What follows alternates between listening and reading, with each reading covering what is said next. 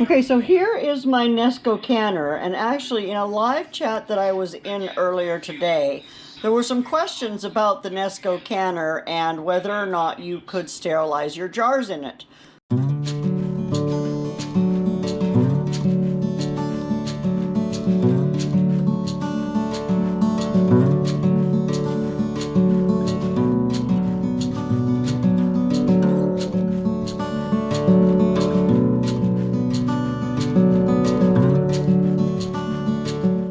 So you can. It takes a while, but I mean, not any longer than sterilizing them in another way would take. So what I've done is I put my jars in here and I've covered them in water, and there's just cold water because my jars were cold. And then I'm going to come here and I'm going to push this brown function, and I don't even have to push the timer or anything. I'm just going to hit start, and this is now going to start slowly heating up my water. I'm going to go ahead and close my lid. I'm going to make sure that I'm set over here to exhaust.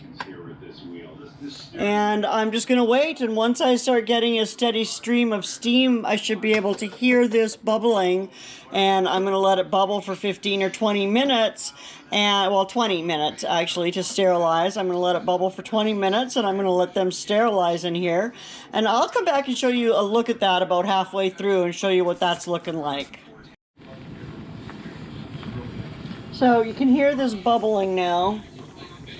And when you look in there, you can see that it's at a bubble. And so I'm going to leave that now. I'm going to let it bubble for about 20 minutes, well, for 20 minutes, and then I will come back and start loading up my jars. Okay, so I have my jars in here, and I filled them to within a ½ an inch of the top. I cleaned the lids, or the rims, really well. Put on my lids and my rings, and I put them back into my hot water and topped it up so that there's at least an inch of water over top. I'm going to put my lid down, and this time I'm actually going to seal my lid, and I'm going to again make sure that I'm on exhaust. I want to make sure it exhausts out. Sometimes it wants to fall, but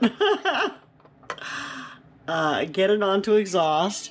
And then I'm going to come down here and I'm going to hit Waterbath, and I'm going to set my time to 15 minutes because that is the processing time in the book that I looked at. And I'm going to hit start, and I'm going to walk away from it, and I'll show you when I come back what the next step is and what you'll look for. Now with the Waterbath canning, when you see a steady stream of steam coming out of your exhaust, you come over here and you hit the start button again. That starts your timer, and it will now Waterbath can for 15 minutes, my processing time, and I want to leave it to exhaust. And you can hear it, if you can hear over all the noise in my kitchen, you can hear it bubbling. Anyway, we're going to leave that for 15 minutes, and then we'll take them out, put them in our cake pan, our lined cake pan, so we can actually move them in our little teeny tiny kitchen. You can see I have that much room for canning. So yeah, that's what we're going to do. As I have said before in my canning videos, I would not take your canning advice from me because I am just learning how to can.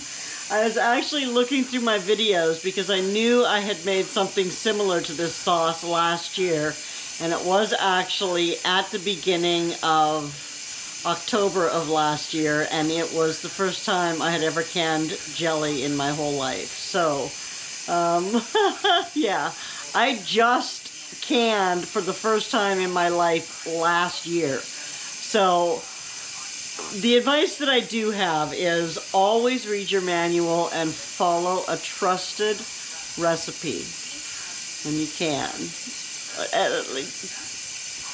Follow a trusted recipe when you can.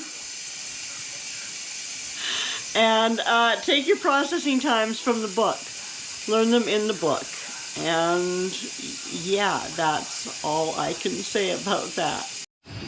So 15 minutes later, it beeps, and you can see I've still got my steady stream of steam, or you can hear it. I don't know if you can actually see it. You can't tell if the camera is seeing anything or not. But anyway, as soon as it beeps again, you can reach over and unplug it, and it's off, and we're just going to let that steam stop. It'll take about 5 minutes or so, and then we will open the lid and take them out. And hopefully they all pop. And what I was told, the most important thing when you're taking your jars out of the canner is to not tilt it. Like, don't try and tilt the water off or anything like that. You just want to keep it level, because any little bit of tiltage can actually cause your seal to not set. So there, I just tilted it. Well, we'll see what happens. Well, there we go. Keep your fingers crossed for me. So there you have it. Sterilizing your jars and water bath canning with the Nesco electric pressure canner.